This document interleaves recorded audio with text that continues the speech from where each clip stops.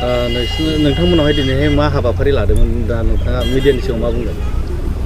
जोंनावहाय बेबादिनो new church building dedication प्रग्रामखौ लादों।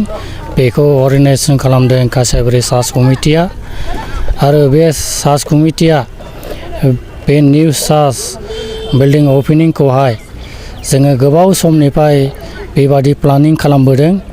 जोङो 2007निफ्राय 2013 सिमाव प्लानिं खालामदों आरो 2013निफ्राय 24 सिमनि गेजेराव जोङो बे गिर्जा न'खौ लुफुंनो हाबाय आरो जोङो गोबाव समनिफ्राय बे अपेनिं टाइमखौहाय जोङो समखौहाय लानानै जोङो गोबाव सम लानाय जादों आरो दिनैनि दिनखौहाय थि खालामना लादों दे 21 तारिख डिसेम्बर 2024आवहाय जोङो बे गिर्जा न'खौ अपेनिं खालामगोन होननानै जोङो जे थांखिखौ लादों बियो गमामा दिनै मोख्रां महराव नुजाबाय आरो बे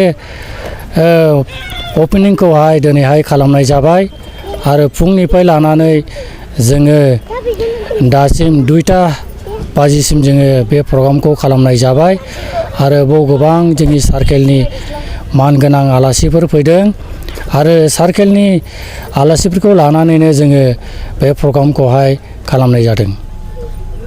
नोंथांमोननि गिर्जाया माबादि रोखोमै बेसेबां नाजानायजों माबादि नाजानायजों लुफुंनो हाखो होनना बुङो नोंथाङा?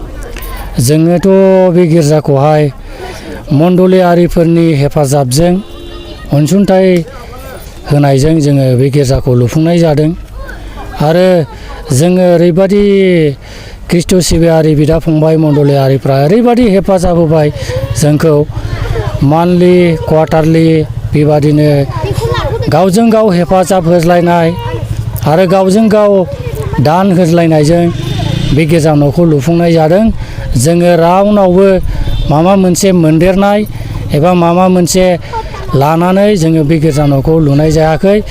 जास्ट जोंनि मण्डलिनि अनसुंथाइ आरो मण्डलिनि हेफाजाब दान होज्लायनायजों जोङो बे गिर्जा न'खौ लुफुंनानै दिनै मोख्रां महराव नुजाहोनाय जाबाय।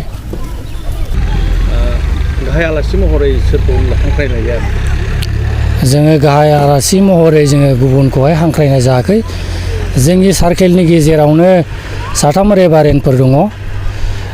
रेभारेन्ड पियारि मोसाहारिखौ जोङो गाहाय आलासि महरै हांख्रायनाय जादों आरो रेभारेन्ड चन्द्रमहन नार्जारिखौ जोङो प्रग्राम लिडार हिसाबै बाहायनाय जादों आरो रेभारेन्ड गौतम मोसाहारिखौ जोङो प्लेट हस्टिंआव बाहायनाय जादों। बिसोर फिथा हानायजोंहाय बेखेवनाय जाया?